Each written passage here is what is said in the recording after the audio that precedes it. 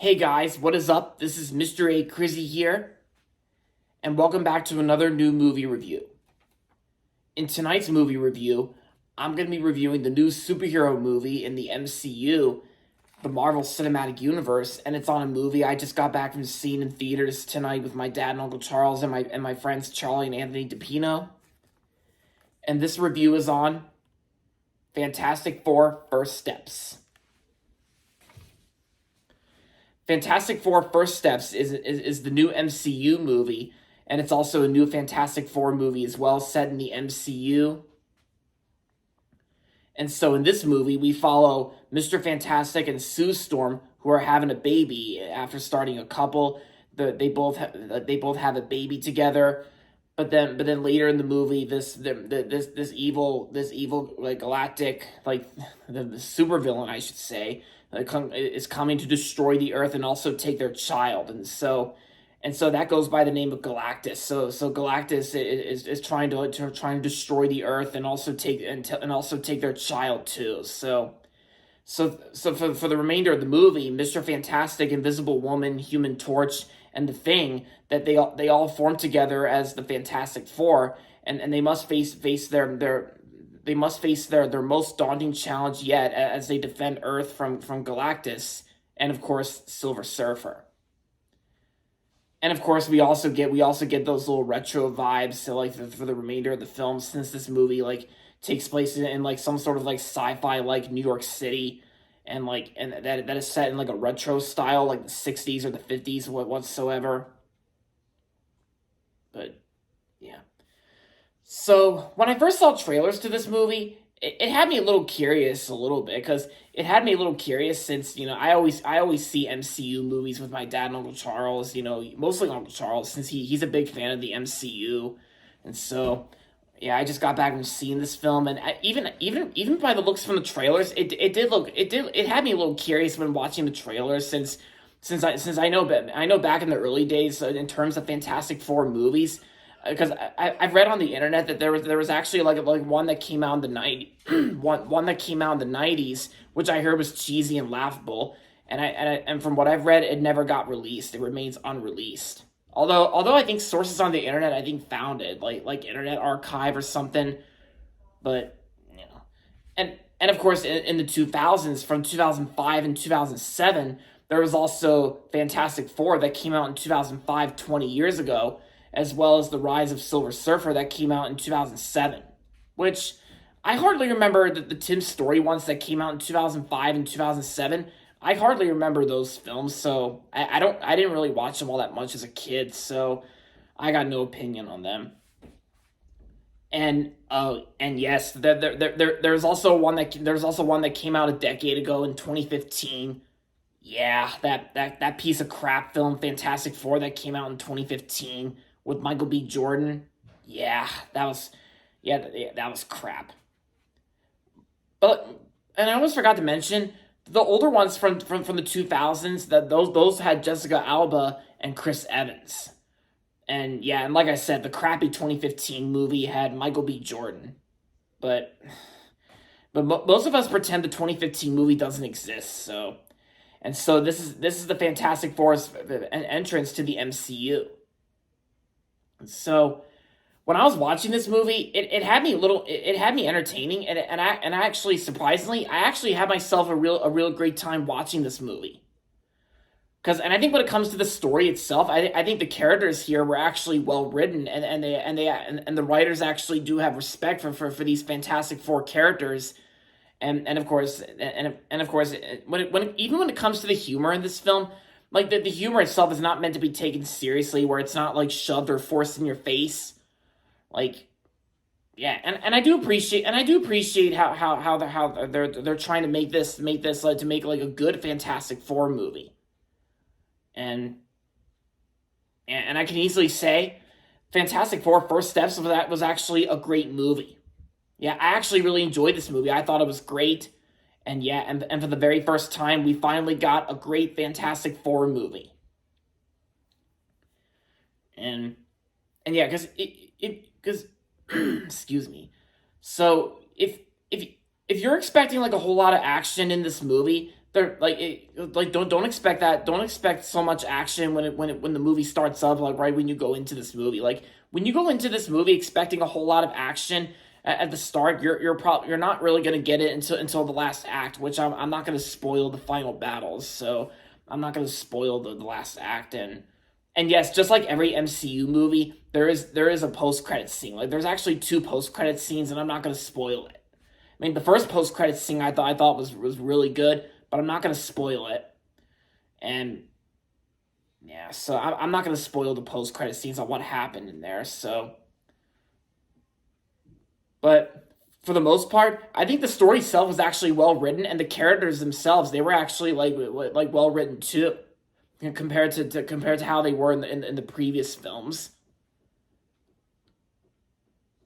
and and I also did really like the retro designs as well. Like how the sci-fi style New York City looking all retro styled, and of course like the Times Square buildings even had those like retro TV screens.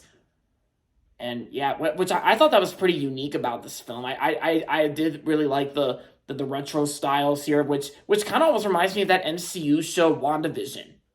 Although this is kind of like more like a Fantastic Four version of WandaVision, even though this movie is mainly the Fantastic Four movie.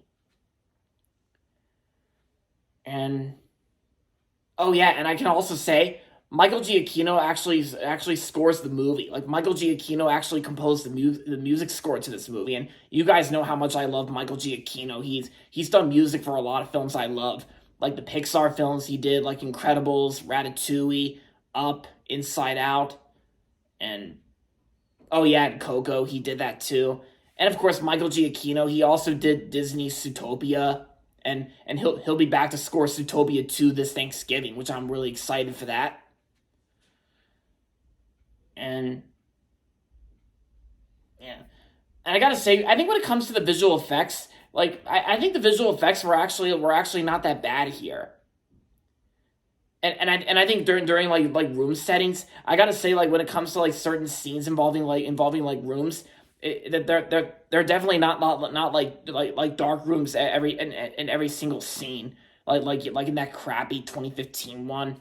Yeah, it's completely nothing like that because in certain like rooms it's not dark because and this movie is mainly telling us that of course the Fantastic Four is not considered to be like a dark movie, like because there are some visuals that they get really bright here, but I gotta say the lighting itself was actually pretty, that I think I gotta say when it comes to the editing and the lighting it was actually handled here very well. That's just me, of course, my opinion. And of course, we can't forget about the acting performances. The performances I thought were really good. I gotta say, Vanessa Kirby and Pedro Pascal, that they both did a great job together in this movie as Mr. Fantastic and Sue Storm. Vanessa Kirby and Pedro Pascal were great together. They had good chemistry. And yeah, Pedro Pascal is easily the best part when it comes to movies like this. And of course, he's always the best actor to see in movies whenever people go out and see them and see him on screen. Yeah, like Pedro Pascal from Mandalorian and the voice of Think from The Wild Robot. And yeah, he was also in that new A24 film that came out earlier called like Eddington, which I think I heard some divisive things about Eddington though. I mean I might check it out one of these days if I feel like it, but last but last week I had nothing to see during the weekend of July 18th, so yeah. But yeah, so besides Pedro Pascal and Vanessa Kirby, I know Joseph Quinn also did pretty good, and Julia Garner, I thought did good as well. And yeah, so what more can I say about Fantastic Four First Steps? Yeah, all I can say is while I can easily say this movie is not fantastic, like it's not a perfect movie, that's for sure. But it was great for what it is, and is it one of my favorites of the year? No, probably not. I've seen better films that came out this year, especially this summer. I think I've seen better films to come out this summer as well. And of course, the summer season's almost over this year, And my Uncle Charles was thinking as we were walking out of this movie, my Uncle Charles said this was a good conclusion to the summer movie season. Because we're getting close to my birthday month, August, and and of course, and of course summer will be over soon. But yeah, so oh yeah, and I almost forgot to mention I thought the pacing itself was actually pretty good. I thought I thought the pacing was well handled, and the movie's not even long either. It's only like an hour and 55 minutes, which is the same runtime as the Pixar film The Incredibles from 2004. And of course, Michael Giacchino scored both films too. Both films scored by Michael Giacchino, and of course, they're both an hour and 55 minutes. Yeah. And of course, but before I went and saw this movie also got really good reviews too. Like it got 88%. And I gotta say, although I can easily say, while this movie's not really like considered one of my favorite films to come out this year, I can easily say it's probably like the best MCU movie that came out this year, other than Captain America: Brave New World and Thunderbolts. I thought this movie was better than Thunderbolts in my opinion, even though Thunderbolts was good.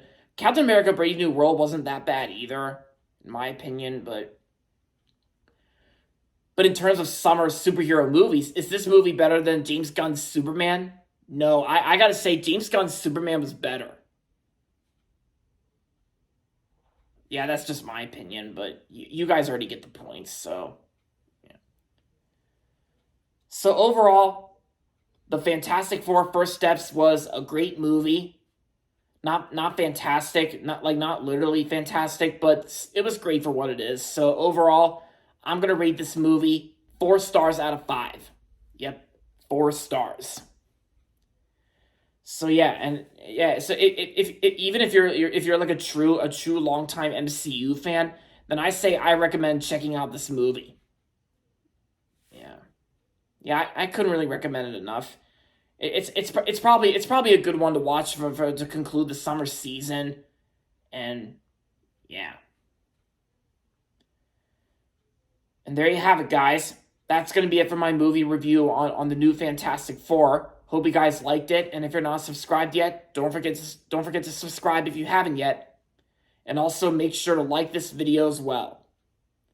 With that being said, until next time, this is Mr. A. Crizzy saying goodbye, everybody, and that's about it.